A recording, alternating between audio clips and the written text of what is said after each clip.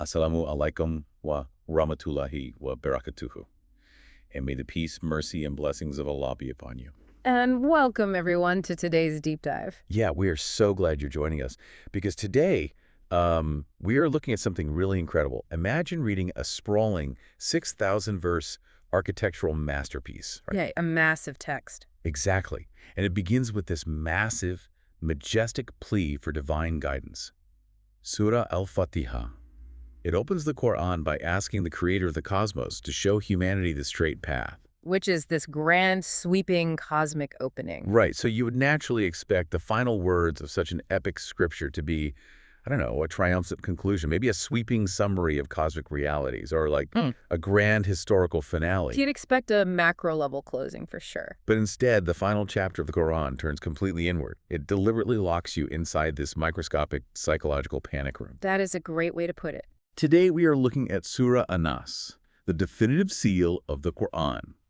And it is essentially a masterclass in how to protect that initial guidance from invisible, insidious forces. The contrast really is startling when you look at it structurally. I mean, throughout the preceding text, you have chapters that establish incredibly complex legal frameworks. Yeah, laws, inheritance, society. Right, and sprawling narratives of ancient civilizations rising and falling, plus all this deep moral philosophy. But right at the very end, the lens dramatically shifts away from all that macro stuff. It zooms way, way in. It forces us onto the microscopic internal battlefield of the human mind and heart. And we are going to do an exhaustive verse-by-verse exploration of this specific battlefield today. We have a massive stack of primary and secondary sources, drawing really heavily on classical exegesis. It's Tafsir tradition. Exactly, from giants like Ibn Kathir, al-Tabari, and Ibn Qayyim al-Jawziyah. But, and this is the really cool part, we're also looking at how modern cognitive science and psychological frameworks from contemporary thinkers map perfectly onto these ancient texts. It's a fascinating overlap. It really is. The objective today is to unpack the theological and practical life lessons embedded in its 6 verses to help you, the listener, build an unassailable spiritual defense system. Because you really do need one. You do. But if we are going to talk about a defense system, we first have to understand the specific weapon that forced this shield to be forged in the first place. We have to look at the historical catalyst. We absolutely do. And in Islamic scholarship, this is known as the study of Asbab al-Nuzul. Which means the occasion of revelation, right? Exactly. You really can't fully grasp the urgency of this text without understanding the incident that triggered it. The foundational narrative for Surah An-Naas, along with the chapter right before it, Surah Al-Falaq, centers on a highly documented incident of Sihr. Black magic. Right, black magic. And I want to be clear, this isn't vague folklore. This is recorded in rigorously authenticated traditions, including Sahih al-Bukhari and Sahih Muslim. The highest level of authenticity. Yes. It involves a man named Labid ibn al-Asam, who basically orchestrated a targeted occult attack against the Prophet Muhammad himself. And the methodology they used, according to the sources, is just viscerally specific. It relies on what anthropologists would call sympathetic magic. Right, using biological material. Exactly. Labid and his daughters somehow obtained a comb that belonged to the prophet, along with some of his fallen hair. Which is deeply unsettling to think about. It is. And then they combined this biological material with the spathe of a male date palm. For those who might not know, the spathe is like the fibrous casing of the palm's flowers. Right, so they bind these really specific items together with a spell, and then physically hide this cursed object at the bottom of a specific well in Medina. The Well of Darwan. Yes. They placed it beneath a heavy stepping stone in the water. So it was designed to be this concealed, continuously radiating affliction, and the physiological and psychological impact on the prophet was profound. It wasn't just a bad day or a minor headache. Oh, not at all. For a period extending up to 6 months, the prophet suffered from severe physical deterioration, and more terrifyingly, a deeply distressing cognitive dissonance regarding his everyday, mundane actions. The accounts describe him literally withering away physically. But the psychological aspect is what feels so terrifying to read about. He would imagine he had done things that he actually hadn't done. Right, his short-term memory was fracturing. Like he would think he had spent time with his family or performed normal household tasks, only to realize he was entirely mistaken. Yeah, his mind was slipping on that worldly level. But wait, this brings up a massive issue. If his mind is slipping on that level, how can anyone trust the revelation he was receiving during that time? That is the exact question. Doesn't this compromise the integrity of the entire religion? Like, if the messenger is compromised, the message must be too, right? That is the exact theological anxiety this incident raises, and it's a very fair question. But classical Sunni theologians are absolutely unanimous in their response here. What do they say? They draw an impenetrable firewall between his biological brain and his divine soul. They emphasize the doctrine of isma. Prophetic infallibility. Precisely. Yeah. They explain that the magic acted exactly like a severe, aggressive neurological fever. So it's a physical sickness. Yes, it disrupted his physiology and his short-term memory regarding worldly domestic affairs. However, it never, not even for a microsecond, impaired his cognitive faculties regarding divine revelation. Oh, wow. So the revelation is totally protected. Absolutely. His connection to the divine, his reception, retention, and the exact delivery of the Quran remained utterly uncorrupted. The vessel was under attack, but the conduit was heavily guarded. That's a perfect way to phrase it. The hardware was glitching, but the divine software remained completely untouched. Okay, that makes sense. So in response to this intense suffering, the angel Jibril Gabriel is dispatched. He brings down the verses of Surah Al-Falaq and Surah An-Naas. Known together as the Mu'awwidhatayn. Right, the chapters of seeking refuge. But looking at our historical sources, there is this fascinating historiographical debate about when these chapters actually arrived. We hit what's called the Makki versus Madani paradox. Yeah, this is one of those areas where historical context really forces scholars to dig deeper. On one side, you have early titans of scholarship, like Hassan al-Basri, and narrations from Ibn Abbas categorizing these chapters as Makki. Meaning they were revealed in Makkah. Right, during the earliest, most persecuted phase of the Prophet's mission. And textually, that actually makes perfect sense. Because they're really short, right? Short, they have a rapid rhythmic cadence, and their theme is purely focused on internal faith and the oneness of God. These are classic hallmarks of Makkan revelation. Right, but the incident of black magic with Labidim el-Assam undeniably happened in Medina. Around the 7th year after the migration. Exactly. And we have authentic hadith from companions who only accepted Islam in Medina, explicitly quoting the Prophet announcing these verses as a new revelation to cure his affliction. So you see the clash? Yeah, we have a direct contradiction. Is it a conceptual shield from Makkah, or is it a targeted antibiotic from Medina? Well, it's actually both. And the modern scholar Sayyid Abul Ala Maududi provides this brilliant synthesis in his work, Tafhim al-Quran, to resolve this whole debate. What's his synthesis? Maududi posits that the surah has a dual context. It was initially revealed in Makkah during a period of intense psychological warfare. Oh, because the Muslims were so persecuted then. Exactly. In those early days, they were a tiny, vulnerable minority. Enemies like Abu Jahl were constantly running psychological operations against them. Whispering doubts, mocking the Prophet. Right, trying to break the believer's spirit. So the surah was revealed then as a broad-spectrum psychological shield. A general defense. Yes. But years later, when the acute physical magic incident happens in Medina, Jibril instructs the Prophet to reapply those specific, previously revealed chapters. It's like having a dormant immune defense that is suddenly weaponized to fight a specific infection. That's exactly it. It establishes a Makkan theological premise, but demonstrates a highly pragmatic Madani curative power. Now, speaking of that curative power, if we're looking at how this cure was applied, we have to address the mythology that surrounds it. Oh, the knots. Yes. There is a very famous, very poetic story about the 11 knots.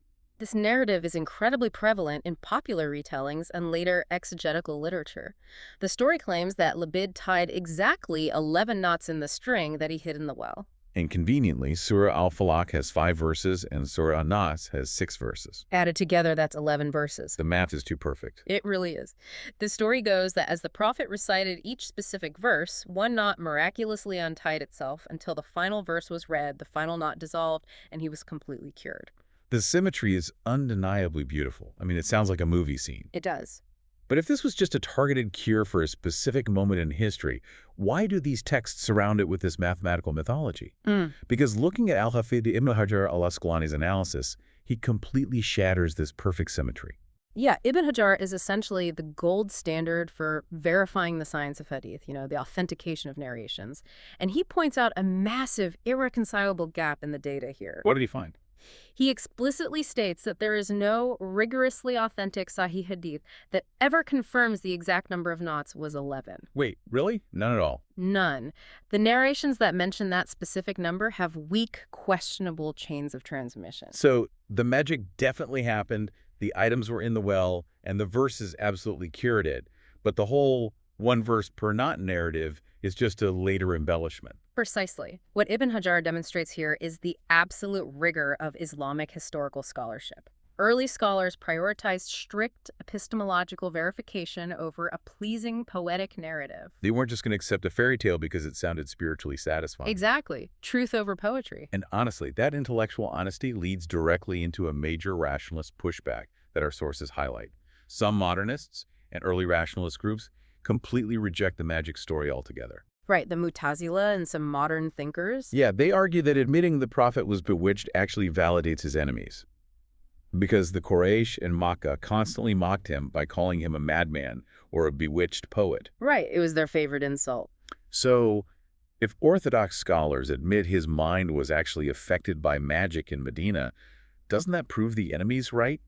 Doesn't it fatally weaken his authority? It's a really sharp critique, but Maududi counters it by pointing to the historical transmission itself. Think about who recorded this event. Who was it? It was the Prophet's closest companions, particularly his wife, Aisha. Oh, so the innermost circle. Exactly. If their agenda was to fabricate a flawless, untouchable, demigod-like image of the Prophet just to defend him against mockery, they had every motive to cover this embarrassing incident up. They could have just deleted it from the record. Easily. Yeah. The fact that they faithfully transmitted his moment of profound psychological vulnerability proves they weren't running a PR campaign. They were dedicated entirely to historical truth. Yes, it proves authenticity through vulnerability. And Maududi goes even further, doesn't he? He compares this psychological affliction to a physical injury. He does. He points out that temporary magic causing a cognitive impediment regarding mundane affairs is fundamentally no different than a prophet catching a severe fever or, having his tooth broken in the Battle of Uhud. It just proves his absolute mortal humanity. Right. It prevents the believers from deifying him. It ensures he remains a human messenger subject to earthly trials while still executing his divine office perfectly. And because he experienced this profound vulnerability, he didn't just leave us with a historical anecdote. He left us with a highly specific daily protocol for spiritual hygiene. A very literal protocol. Yeah, the sources outline his bedtime routine, and it is incredibly tactile. Aisha documented that every single night before sleep. And remember, sleep is a state the Quran closely associates with death and ultimate vulnerability. You're completely defenseless when you sleep. Right. So every night, he would bring his hands together, cup them, and recite the three Qul surahs. Surah Al-Ikhlas, Surah Al-Falaq, and Surah An-Naas. Then he would physically blow into his cupped palms. Yes. And finally, he would wipe his hands over his entire body, starting from his head and face and moving down the front of his body. And he repeated this exact process 3 times. It is the literal application of spiritual armor. And classical scholars understood the immense gravity of this routine. Ibn Qayyim al-Jawziyah made a staggering statement in his commentary on these chapters. It's a quote that really makes you stop and think. He asserted that humanity's intrinsic need for these specific surahs is drastically greater than our biological need for air, food, drink, or clothing. Which is a massive claim. Right. Comparing a few lines of recitation to the biological necessity of oxygen sounds like extreme hyperbole. Like, if I stop breathing, I die in 3 minutes. If I stop reciting, my body keeps functioning just fine. How does he justify that comparison? Well, Ibn Qayyim's justification is rooted entirely in the eternal versus the temporary. Okay, unpack that for me. He argues that physical food and oxygen only preserve the mortal body. And the body is basically a biological vessel that is fundamentally destined to perish in the dirt regardless of how well you maintain it. We all die eventually, no matter how much we breathe. Exactly. But these surahs, this specific spiritual defense, preserves the eternal soul from corruption and eternal ruin. Oh, I see. Therefore, the necessity of the spiritual shield infinitely outweighs the necessity of biological sustenance. Because the stakes are permanent. The soul is forever. That entirely reframes what we are about to read. If this is the ultimate survival manual, you would naturally expect the text to immediately describe the terrifying enemy hunting us. Right? You'd want to know what you're fighting. But when we actually look at the first 3 verses of Surah An-Naas, the enemy is completely absent. The text forces us to look upward before we ever look inward. Let's break down the architecture of this fortress, starting with verse 1. Say, I seek refuge with the Lord of mankind. Qual Odu by An-Naas. That very first word is key. Say, or qual. It's an imperative command. And that command does two vital things.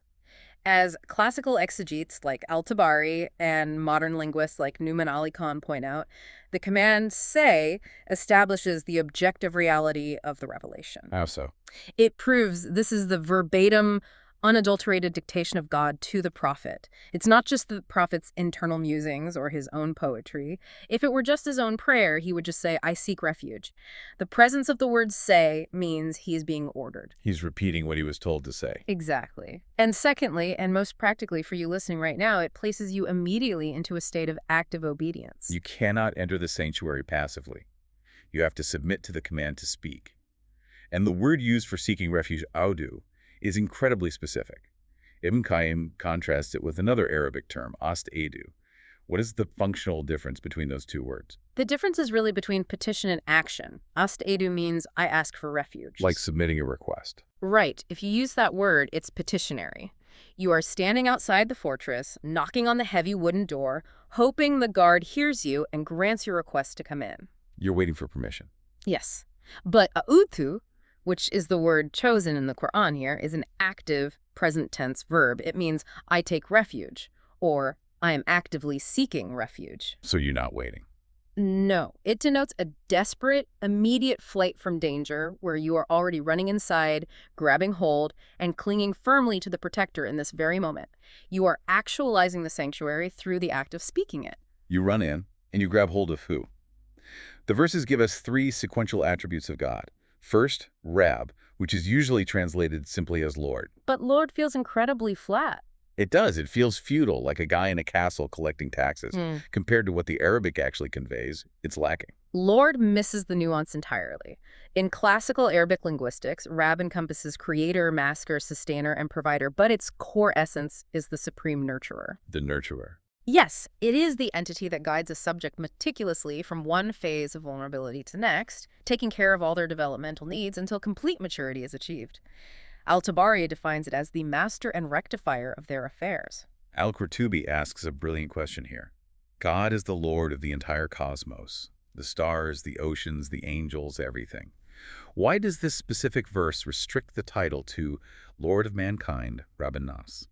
Al-Qurtubi answers that this specific phrasing honors human dignity by intimately attaching humanity directly to his lordship. But more importantly, it is highly specific to the nature of the threat. Because the threat is targeting humans. Exactly.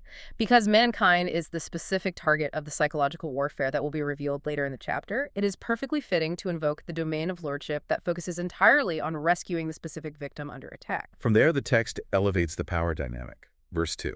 The sovereign of mankind, Malik An-Naas. We move from Lord Rab to sovereign or king, Malik. Why is that progression necessary? Because human power structures require different levels of authority. I mean, a person can be a lord or master of a specific household, right? Or an employer nurturing a small business. They manage a localized, intimate domain. But they aren't a king. No. Kingship implies total, macro-level political, legal, and existential dominion over vast populations and resources. And this is where the psychological application becomes deeply relevant for the modern listener. Scholars like Said Qutb and Madudi draw heavy sociological lessons from this specific attribute. They do, and it's so powerful. By actively declaring Allah as the absolute Malik, the king of humanity, you are fundamentally altering your relationship to worldly power. Exactly. It actively nullifies the psychological intimidation of earthly tyrants, despots, oppressive employers, or even corrupt political systems. True sovereignty akimia belongs solely to God. It strips away their power over your mind. Maududi notes that during the Makkan period, Muslims were physically and socially oppressed by tribal leaders like Abu Jahl. These were men who used their worldly kingship to crush the weak. So invoking Malik was a survival tactic. Invoking Malik creates an internal psychological fortress. It reminds the believer that the most terrifying earthly king is, in absolute reality, just a subservient, mortal subject to the true sovereign. It strips the oppressor of their aura. It radically shrinks worldly threats. And then we reach the absolute peak in verse 3. The God of mankind, An-Naas. Nouman Ali Khan provides a fascinating historical analysis of this sequence. Yeah. His historical framing is brilliant. He points out that historically, many human beings have falsely claimed to be lords, slave owners, feudal masters. A smaller number, but still many, have claimed to be kings like Pharaoh ruling Egypt with absolute political authority. Right. But the claim to absolute exclusive divinity, to be an ilah, the ultimate object of worship and existential devotion, is the rarest and most impossible claim to sustain. Because not every lord is a king, and not every king is a god. Right. But Allah is the infinite, perfect, seamless synthesis of all three. To really internalize this sequence of Rab, Malik, and Ilah, the classical scholar Fakhr al-Din al-Razi uses a developmental lens that I think is utterly profound. If we map these attributes onto the chronological development of human life, it tracks perfectly. I love this analogy. When you are an infant or a small child, your entire universe consists of your immediate caregivers. You just need someone to feed you, clothe you, and protect you from immediate harm. You need a Rab. You need a nurturer. That is your primary capacity for understanding reliance at that age. Then you grow up. You become a young adult. You enter the workforce. You interact with society, laws, taxes, and governments. The world gets bigger. The localized nurturer isn't enough anymore. You realize you are subject to much larger societal forces that can crush you. To ensure justice and order in this wider world, you need an overarching sovereign. You need a Malik. You need the macro authority to keep things fair. But then you enter the final phase of life. You become an elder. You approach mortality. As your body weakens, worldly powers completely lose their relevance. The political systems, the economy, who the king is, none of it matters as you face the metaphysical cliff of death. It all just fades away. You shed all worldly attachments and realize that your only true need, the only reality that remains, is your ultimate spiritual destination. You realize you only ever needed the ultimate deity. You need the Ilah. It's a masterful mapping of divine attributes onto human cognitive and spiritual maturity, and this entire sequence spending 3 full verses establishing these attributes functions as an exercise in tawassul. Okay, what is the mechanism of tawassul here? Explain that for us. Tawassul is the act of seeking proximity to God, using a specific means to draw near to him before making a request. The scholar Yasir Qattai emphasizes the structural brilliance of this in the surah. Before you even mention the irritating microscopic problem you are facing in your own mind, you spend 50% of the entire chapter glorifying the protector. Think of it like looking through a camera lens. If you zoom in entirely on the whispering parasite, it takes up your whole field of vision. It feels massive, overwhelming, like it's the only thing in the room. It consumes you. Tawassul forces you to pull focus. You spend 3 verses zooming out to encompass the nurturer, the sovereign, and the god of the cosmos. By the time the parasite comes back into frame, it's a speck. You haven't actually fought the enemy yet. You've just corrected your scale. That is precisely the psychological effect. By the time you reach verse 4, the sheer infinite magnitude of Allah has automatically minimized the perceived magnitude of the threat. Which brings us to the moment we finally look over the fortress wall. We've just spent 3 verses establishing God as this towering, infinite king. You'd naturally expect the enemy to be an equally massive, roaring dragon to justify that kind of intense divine defense. You'd expect a Godzilla-level monster. But when we look at verse 4, the enemy isn't a monster at all, it's a parasite. From the evil of the sneaking whisperer, min sharil waswasil khannas. We have 2 incredibly potent Arabic words here, waswas and khannas. Let's examine the linguistics of waswas. Waswas translates to the whisperer, or the act of whispering. But the classical texts describe waswasa acoustically. It is a hidden, voiceless discourse, akin to the faint rustling of leaves or a barely perceptible breath. It's so subtle. Very subtle. Furthermore, the word itself is onomatopoeic. The sound of the word literally imitates the action was. Exactly. If you think about the nature of intrusive negative thoughts, they aren't presented as a one-time logical intellectual argument. They're obsessive. They loop. Over and over. The repeating syllables of was perfectly mimic the continuous, highly repetitive nature of toxic thoughts that cycle through your mind endlessly. And Ibn Qayyim clarifies how this operates. This waswasa is the covert planting of destructive, distracting thoughts directly into the human psyche. It operates through the deceptive beautification of wicked deeds. It makes bad things look good. Right. It doesn't shout at you to commit evil. It gently, persistently rustles in the background, making the wrong thing look appealing, rational, or even necessary. And then we have the second descriptor, khannas. This translates to the slinker, or the one who repeatedly withdraws and retreats. This completely redefines our understanding of the spiritual adversary. It changes everything. The Quran is not portraying Satan as an overpowering conqueror who kicks down the door of your mind and violently forces you into submission. The enemy is defined by cowardice and opportunism. It has absolutely no independent power to force the listener to do anything. Classical scholars, Al-Tabari, Al-Qurtubi, Ibn Kathir, they all cite a foundational explanation from Ibn Abbas regarding the operational mechanics of this parasite. What did Ibn Abbas say? He provides a vivid anatomical description. He says that Satan is essentially perched upon the heart of a human being. When the human becomes absent-minded, when they fall into a state of ghafla, heedlessness, distraction, or spiritual forgetfulness, that is the exact moment the enemy strikes. It waits for you to blink. Yes. It feeds exclusively on that state of negligence. But the moment the human regains consciousness, The precise moment the light of divine remembrance, Duker, is ignited in the mind, the enemy cunnas. It slinks away, it retreats completely and instantaneously. it's like a motion sensor security system. That's a great analogy. The parasite doesn't fight the light. It is biologically incapable of operating in the presence of attention. The moment your active consciousness, your dicker, sweeps over that part of your brain, the parasite's camouflage fails, and it has to withdraw into the shadows. It is entirely reliant on your negligence. Exactly. It only exists in the blind spots of your spiritual awareness. So if this parasite is just whispering from the shadows, where exactly is it whispering to? Are these thoughts inside us? Are they fundamentally part of our identity? The anatomy of the human soul holds the answer here, and this deeply shifts how we view modern mental health. This is such an important part of the text. Verse 5 states, "Who whispers into the breasts of mankind? Aladi yuaswisu fi sudur An-Naas." Notice the highly specific anatomical location. It doesn't say into the brain or into the inner heart. It specifies the sudur, the breasts, or the chests.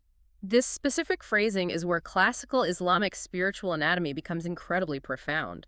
Scholars like Ibn Taymiyyah and his foremost student Ibn Rajab al-Hanbali drew a strict structural distinction between the chest and the heart. The sadr versus the qalb. Right. Think of the human spiritual anatomy like a massive medieval castle. The sadr, the chest, is the outer courtyard. It's the expansive perimeter, the gateway, the area where sensory input first arrives. The public area, basically. Yes, but the qalb, the inner heart, is the heavily fortified central command center. It is the throne room of faith, intellect, and divine light. And the text explicitly restricts the whisperer to the sudur, the outer courtyard. Precisely. The waswas is only capable of penetrating the sadr. It can wander the outer courtyard, it can shout through the windows of the keep, it can create a massive racket out there. But, and this is a matter of inherent theological consensus across all classical tafsirs, Satan cannot forcibly enter the inner qalb. He can't get into the vault. No, he cannot alter a person's fundamental faith unless the individual actively, willfully opens the heavy door of the inner heart by choosing to engage with and act upon those whispered temptations. This framework is revolutionary for anyone struggling with their own mind. Modern scholars at the Yarkand Institute, like Omar Suleiman, utilize this exact classical framework to teach cognitive diffusion. It's a hugely important psychological tool. In modern therapy, particularly for OCD or acute anxiety, cognitive diffusion is the vital ability to separate your core identity from your passing thoughts. Because the Quran explicitly states that the whisper hits the outer chest from an external source, it means that an intrusive, dark, or even blasphemous thought is not a reflection of your true inner character. It is a foreign entity. It is a trespasser in the courtyard. It is not you. So many modern people frequently suffer from acute religious or moral anxiety. They have a terrible, inappropriate thought, and the immediate internal reaction is panic. They think, I'm a hypocrite. My faith is fake. I am inherently evil. It's a very common, very painful spiral. But this verse actively dismantles that anxiety. The thought is external. Accountability only begins if you open the door, invite the trespasser into the inner sanctum, sit down with them, and make plans based on their whispers. There is a famous hadith recorded in Sahih Muslim that perfectly captures this exact psychological distress. The companions of the Prophet were not immune to this. Oh, really? Even them? Even them. They were deeply afflicted by it. A group of companions came to the Prophet in a state of severe distress. They confessed, "O Messenger of Allah, sometimes we find in ourselves thoughts that are so grievous that any one of us would rather be burned to ashes or fall from the sky than to utter them aloud." Wow. They were terrified that their own minds were producing absolute blasphemy. And how does the prophet react? He doesn't order them to repent for having evil minds. He smiles. He smiled. He smiles. He says all praise is due to Allah, who sent his plot back as only a whisper. In correlating narrations, he explicitly defined their anxiety and revulsion over having those thoughts as clear faith. Sari Aliyam. Going back to the castle analogy, the logic is brilliantly clear. A thief only attacks a fortress that actually contains treasure. Exactly. If your inner heart was empty, if there was no genuine faith inside the vault, the enemy wouldn't waste time and energy running a continuous psychological siege in the courtyard.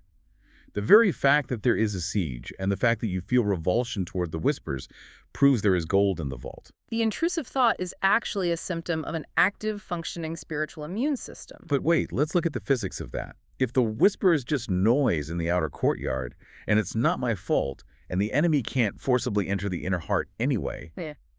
why do I care? What do you mean? Why do I need this massive spiritual defense protocol every night if the enemy is ultimately locked out? Can I just ignore the courtyard? Well, you need it because of the insidious mechanism of Rustran. While you aren't accountable for the initial fleeting thought, you are entirely accountable for how you manage the courtyard. Ibn Rajab and Ibn Taymiyyah warn that if you continuously entertain these whispers, if you let them linger, converse with them, and fail to sweep them out using dhikr, or remembrance, they begin to leave a spiritual residue. So they oxidize the environment. Exactly. Persistent minor engagement creates a layer of rust upon the inner heart.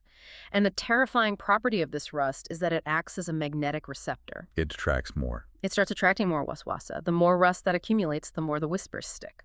Over time, the heart hardens. It loses its capacity for khushu, that vital feeling of humility, softness, and awe in prayer. Eventually, the courtyard gets so full of toxic debris that you can no longer open the door to let the divine light out. It's a slow, systematic degradation. And to understand just how intelligent this degradation is, Ibn Qayyim mapped out the enemy's highly adaptive tiered strategy. This is a brilliant framework. He identified the 6 stages of spiritual subversion. The whisperer doesn't just throw random thoughts at you. He has a strict hierarchy of goals. If an intellectual defense holds up against one attack, he seamlessly pivots to the next vulnerability. Let's walk through this matrix. Stage 1 is the ultimate goal. Stage 1 is disbelief and polytheism, shirk or kufr. This is the sniper shot. The whisperer wants to cast foundational doubts on the existence of God, the authenticity of the Quran, or the validity of the prophet. Just take out the foundation. Right. If he can destroy the foundational epistemology of your faith, he wins the war immediately. No further effort is required. But let's say the believer has robust intellectual defenses. They study theology. They understand the philosophical proofs for God. The foundational wall holds up. The whisperer doesn't surrender. He pivots to stage 2. If he can't make you leave the religion, he attacks the practice of it. Stage 2 is religious innovation, or bid'ah. The whisperer convinces you that the authentic tradition isn't enough. He whispers that you need to invent new, highly emotional, unverified rituals. He uses your own zeal against you. He makes you think you are being extra pious, but in reality you are corrupting the religion and following your own ego disguised as devotion. The genius of this stage is that the victim thinks they're getting closer to God while actually drifting away. But what if the believer is strictly orthodox? They stick entirely to the authentic sunnah and reject innovation. The enemy realizes religious corruption won't work, so he pivots to moral corruption. Stage 3. Stage 3 is major sins, kaba'ir. The whisperer tries to lure the believer into severe moral transgressions, arrogance, financial corruption, illicit sexual relations, consuming intoxicants. He tries to shatter your piety with a massive, catastrophic moral failure that will drown you in guilt and separate you from the divine presence. But let's say the believer has strong self-control. They fast, they lower their gaze, they manage their finances ethically. Stage 3 fails. Then comes the rust mechanism we talked about. Stage 4. Stage 4 is minor sins, sag'ir. Failing a massive blow, the enemy opts for death by 1,000 cuts. The slow drain. He normalizes the continuous daily accumulation of minor infractions. A little white lie at work, a bit of backbiting about a friend, looking at something slightly inappropriate. The goal is to slowly rust the heart over years, until the believer becomes entirely blind to their own gradual degradation. Now, here is where it gets terrifyingly relevant for modern life. Let's say the believer is highly vigilant. They are rigorously repenting, constantly monitoring their tongue, avoiding even the minor sins. The enemy completely abandons sin as a weapon and pivots to stage 5. Stage 5 is preoccupation with permissible things, Bubahat. If you outright refuse to sin, he will drown you in neutrality. He will distract you with things that are completely permissible but consume your finite lifespan. This is the era of algorithmic doom scrolling. It's not a sin to watch a video about woodworking or read sports statistics or play a video game, but if the whisperer can get you to do it for 6 hours a day, he successfully neutralizes your spiritual productivity. You're just burning time. You haven't committed a crime, but you've wasted the one currency you can never get back: time. Exactly. He distracts you into absolute spiritual mediocrity. You arrive at the end of your life with an empty ledger, not full of sins, but completely devoid of massive good deeds. But what if you are a superachiever? You are devout, you don't waste time, you are constantly engaged in religious study and practice. The enemy has one final, brilliant trick for the spiritual elite. Stage 6. Preoccupation with lesser good deeds. Yes. The waswas convinces you to focus obsessively on a minor, optional good deed at the direct expense of a massive, mandatory obligation. How does that play out in real life? Imagine someone who spends 5 hours a day aggressively arguing online about highly esoteric theological details, genuinely believing they are valiantly defending the faith. Which, theoretically, defending truth is a good deed. Right. But because of this obsession, they neglect their fundamental obligations. They ignore their spouse, they neglect the emotional upbringing of their children, they become harsh and arrogant, and they stop giving actual physical charity to their community. They lose the forest for the trees. The enemy wins by making you sacrifice the massive structural pillars of your life for the sake of a minor, ego-driven optional deed. That matrix of subversion is terrifying because it reveals an enemy that studies you, adapts to your strengths, and attacks your specific vulnerabilities. It proves Surah An-Naas is a comprehensive shield against intellectual doubt, moral complacency, and misdirected priorities. It covers every angle. But up until this point, we've been conceptualizing this enemy as a demonic, ethereal force. The final verse of the Quran completely shatters that assumption. Verse 6 reveals a plot twist about who is actually doing the whispering. From among the jinn and mankind, min al-jinnati wan-nas. The whisperer originates from both unseen demons, the jinn, and physical human beings. Now, looking at the classical tafsir, there is a syntactic debate highlighted by scholars like al-Qurtubi about how to read the grammar of this final sentence. It's known as the target hypothesis versus the source hypothesis. Let's unpack the target hypothesis first. The target hypothesis argues that the phrase jinn and mankind is identifying the victims. In this linguistic reading, the verse would mean, Satan whispers into the breasts of all mankind, and mankind, Naas, consists of both jinn and human beings. It relies on a very rare linguistic usage where the word Naas is used as a broad generic category for any socializing conscious beings. But that is not the dominant view of Orthodox scholarship. No, it isn't. The overwhelming consensus of Sunni scholarship, including Ibn Qayyim, al-Tabari, and Fakhr al-Din al-Razi, definitively adopts the source hypothesis. This means the phrase identifies the perpetrators. The verse means the whisperer who originates from among the jinn and from among mankind. The perpetrators are both. This is the paradigm shift of the entire chapter. The waswas isn't exclusively a supernatural entity. They're human whisperers. Modern scholars like Sayyid Qutb and Maududi emphasize the profound sociological dimension of this reality. If we translate human whisperers into the modern context, what does that look like? It permeates every level of society. On a macro scale, human whisperers are corrupt societal systems. It is destructive media algorithms designed to normalize immorality and constantly outrage you. It's political propaganda. Yes, propaganda that slowly lures populations away from divine morality into tribalism and hatred. On a micro scale, it is the unethical advice from a toxic friend or a colleague who subtly encourages you to cut corners at work. And if you look at the mechanics of defense, human whisperers are often far more dangerous than the jinn. Without a doubt. The jinn operate via unseen telepathic manipulation. You can literally repel them with a moment of dhikr, a quick recitation of seeking refuge.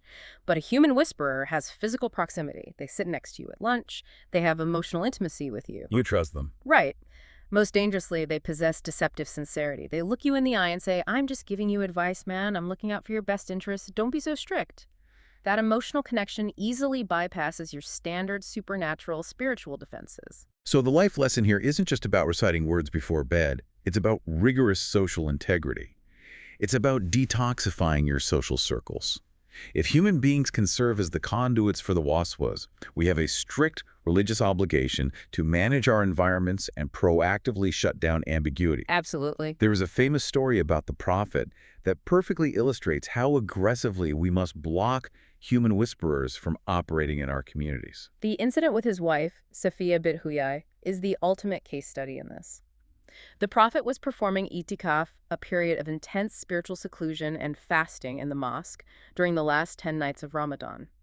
His wife Safiya came to visit him one night to speak with him. When she was ready to leave, it was completely dark, and the prophet, out of care, walked her home. He's walking with his own wife in his own city in the dark. Right. And as they were walking, two men from the Ansar, the devout local believers of Medina, happened to pass by. They see the prophet walking with the silhouette of a woman in the dark. Recognizing him, out of immense respect and not wanting to intrude on his privacy, they immediately speed up their pace and start walking away quickly. But the prophet doesn't just let them walk away and assume the best. No, he proactively interrupts them. He calls out loudly, "Slow down! This is Safiya bint Huyai." He explicitly identifies that the woman is his wife. The two men are deeply shocked by this. They say, "Glory be to Allah, O Messenger of Allah." Meaning, we would never, ever suspect you of doing something inappropriate. Why would you feel the need to clarify? His response is the masterclass in understanding the waswas. He replies, "Verily, Satan runs in the son of Adam like the running of the blood, and I feared that he might cast something into your heart or an evil thought." He didn't suspect the men of being inherently malicious. He understood the fundamental mechanics of human psychology. He knew that ambiguity is the breeding ground for the whisperer. Ambiguity is where the waswas thrives. If he didn't clarify the situation right then and there, maybe a week later, maybe a month later, during a moment of weakness, the whisperer would plant a seed in those men's minds. Hey, remember that night during Ramadan? Who was he with in the dark? Are you entirely sure it was his wife? Exactly. He proactively dismantled the ambiguity. He radically detoxified the environment before the whisperer, whether jinn or human, could exploit it and create discord. What does radical transparency look like for you, the listener, in your daily life? How do you apply this prophetic standard? It means you have a moral obligation to avoid situations that generate suspicion.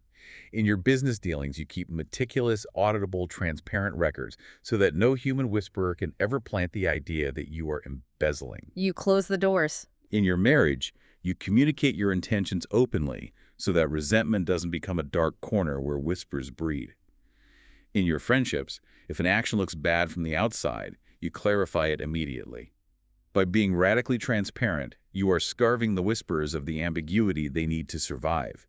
You are actively preserving the social integrity of your community. It is the ultimate preventative medicine for societal breakdown. Now, to truly grasp the massive scale of this inner battle against the whisperer, we have to pull back and look at the grand architecture of the Quran one last time. We need to compare Surah An-Naas with the chapter that sits right beside it, Surah Al-Falaq.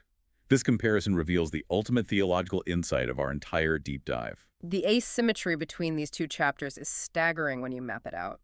The two chapters of Seeking Refuge address completely different domains of evil. Let's lay out the data. Surah Al-Falaq deals entirely with external physical threats, calamities that happen to you from the outside. It specifically names 4 distinct, terrifying evils. The evil of what is generally created, the evil of the encroaching darkness of night, the evil of those who practice dark magic, the knot-blowers, and the evil of the malicious envier who wishes to destroy your blessings. 4 massive external threats. But to protect against all 4 of those, how many attributes of God does the chapter invoke? Only one. It says, "Say, I seek refuge with the Lord at the daybreak." One attribute to counter 4 massive external evils. Now, contrast that entirely with Surah An-Naas. It deals exclusively with internal psychological threats, defects within the believer's own mind, doubts, desires, psychological deception. It names only one single evil, the sneaky whisperer. But to protect against this one microscopic internal parasite, how many attributes of God are invoked? 3 towering attributes: Lord, King, and God. Why this massive, almost counterintuitive disproportion? 1 attribute for 4 physical threats, but 3 absolute attributes of cosmic authority for 1 internal whisper. This asymmetry reveals how the divine framework categorizes existential threat. Physical harm, disease, oppression, dark magic, or the evil eye, the things addressed in Al-Falaq, possess the capacity to completely destroy a person's worldly life. They can cause immense physical pain, ruin your financial comfort, or even result in your physical mortality. But they end when the world ends. Exactly. Theologically speaking, if a believer endures those external afflictions with patience and reliance on God, their eternal salvation in the hereafter remains completely secure. An oppressor can take your property, they can break your body, they can even take your life, but they cannot take your paradise. They can ruin the temporary vessel, but they cannot touch the eternal soul. Precisely. But the threat addressed in Surah An-Naas, the corruption of the inner heart through ideological doubt, arrogance, misdirected priorities, and unrepentant moral sin that destroys a person's eternal salvation. It's an absolute existential difference. The Quran is essentially telling us that a bad piece of advice from a toxic friend or a quiet, lingering theological doubt in our own mind that we refuse to investigate and resolve is an infinitely greater emergency than being attacked by a predator in the dark. It is the ultimate crisis. The Quran treats the internal whisper as far more dangerous than the darkest magic or the most violent physical assault, because one harms the vessel while the other fundamentally destroys the cargo. Which brings us to the conclusion of the surah and the paradigm shift we promised at the very beginning of this deep dive. Surah An-Nas is the ultimate manifesto of the human heart. It forces us to completely reevaluate our threat assessment protocols. True existential danger isn't out there in the world. It's not the economy crashing. It's not the corrupt political system. It's not physical illness or aging. The true, eternal existential threat lies entirely within the invisible, microscopic realm of your own consciousness. But the empowering reality of this chapter is that the human heart is designed to be an impregnable fortress. It is structurally unassailable. The waswas al-khannas, whether it manifests as a supernatural demonic entity or a highly manipulative human being sitting across from you, cannot force the heavy iron gates of the qalb. It can't get in. They can only patrol the outer courtyards of the sadr. They can shout through the windows. They can cast long, terrifying shadows of doubt, anxiety, and temptation. But the inner sanctuary, the throne room of your faith, remains completely untouched and inviolable as long as you fulfill your primary daily responsibility. Which is to keep the lights on inside the fortress. You keep the lights on through the continuous, active, conscious remembrance of God. Through Dikur, the moment the light hits the courtyard, the slinker withdraws. I want to leave you with a final provocative thought to mull over as you go about your day. We started by noting that Surah An-Nas is the definitive seal of the Quran. Think about the sheer, overwhelming volume of divine guidance that precedes it. Over 6,000 verses of cosmic truth, intricate law, profound morality, and historical warnings. If the entirety of that majestic revelation concludes by acknowledging that we are, right now, under a constant, highly adaptive, microscopic psychological siege, well, what does that say about the immense cosmic value of the guidance we are being asked to protect? If the enemy is working this tirelessly, using 6 stages of subversion, employing both jinn and human agents just to steal the light from your chest, how infinitely valuable is the treasure inside you? Are you treating your attention, your cognitive space, and your inner peace like the impenetrable fortress it is meant to be? That's the question we all have to answer. Jazakallah khair, may Allah reward you with goodness for spending your valuable time listening to us.